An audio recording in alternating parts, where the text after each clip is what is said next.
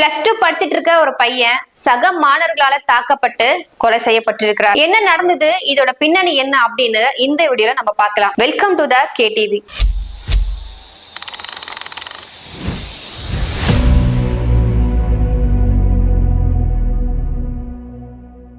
ஈரோடு குமரன்குட்டை அரசு மேல்நிலை பள்ளியில கிட்டத்தட்ட 500க்கும் மேற்பட்ட மாணவர்கள் படிச்சுட்டு வந்திருக்காங்க. இந்த ஸ்கூல்ல இங்கிலீஷ் மீடியம், தமிழ் மீடியம் அப்படின்னு 2 மீடியம் இருந்திருக்கு. அடிக்கடி இங்கிலீஷ் மீடியம் கெத்தா, தமிழ் மீடியம் கெத்தா அப்படின்னு பிரச்சனை நடந்துட்டு இருந்திருக்கு. ஸ்கூல் முடிஞ்சு போறப்போ 2 தரப்பு மாணவர்களும் நடு ரோட்ல நின்னு சண்டை போட்டு இருந்திருக்காங்க. இத பார்த்த பொதுமக்கள் அந்த ஸ்கூல் HM கிட்ட கம்ப்ளைண்ட்டும் பண்ணிருக்காங்க. அந்த ஸ்கூல் HMமும் சம்பந்தப்பட்ட மாணவர்களை கூப்பிட்டு வார்னும் பண்ணிருக்காங்க. ஆனா மாணவர்களுக்குள்ள இருந்த இந்த மோதல் நிக்காம தொடர்ந்துட்டே இருந்திருக்கு. இந்த நிலையில செல்வம் நகரை சேர்ந்த ஆதித்யா அப்படின்ற பையன் அந்த ஸ்கூல்ல +2 படிச்சுட்டு வந்திருக்காரு. ஆதித்யாவோட ஃபேமிலி ரொம்பவே வறுமையில இருக்கிற ஃபேமிலி.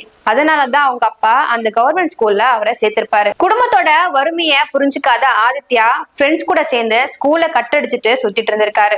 அது மட்டும் இல்லாம ஒழுங்கா படிக்காம அவர் கூட படிக்கிற ஒரு பொண்ணையோ லவ் பண்ணிட்டு வந்ததா சொல்லப்படுது. ஆதித்யா லவ் பண்ற பொண்ணு ஆல்ரெடி அதே ஸ்கூல்ல இங்கிலீஷ் மீடியம் படிக்கிற ஒரு 11th பையனை லவ் பண்ணிட்டு இருந்திருக்காங்க.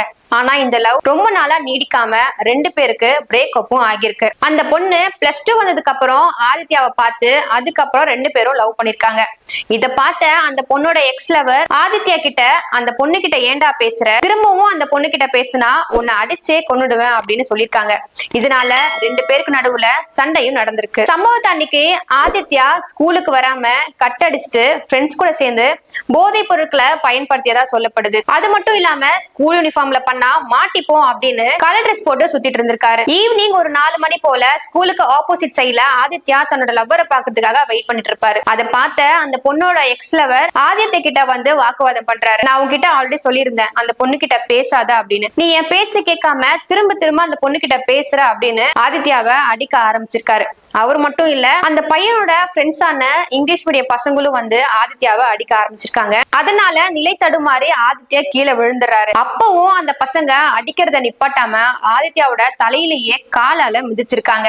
ஆதித்யா கீழே விழுந்ததை பார்த்த சக மாணவர்கள் ஆதித்யாவை தூக்கி ஆம்புலன்ஸ்ல ஹாஸ்பிட்டலுக்கு அனுப்பிச்சு வைக்கிறாங்க. அப்போ ஆதித்யா நடந்து போயிட்டு இருக்கும் பொழுதே மயக்கம் போட்டு விழுந்துறாரு. ஹாஸ்பிட்டல்ல ஆதித்யாவை செக் பண்ண டாக்டர்ஸ் ஆதித்யா ஏற்கனவே இறந்து விட்டதா சொல்லிட்டாங்க. தன்னோட மகன் இறந்த செய்தியை கேட்ட ஆதித்யாவோட பேரண்ட்ஸ் ரொம்பவே துடிச்சிருப்பாங்க. தன்னோட மகனோட சாவுக்கு காரணமான எல்லாரையும் அரெஸ்ட் பண்ணணும் அப்படின்னு சொல்லிருக்காங்க. இதனால ஈரோடு வடக்கு போலீஸ் ஸ்டேஷனை ஆதித்யாவோட பேரண்ட்ஸும் ரிலேட்டிவ்ஸும் முற்றுகையிட்டாங்க.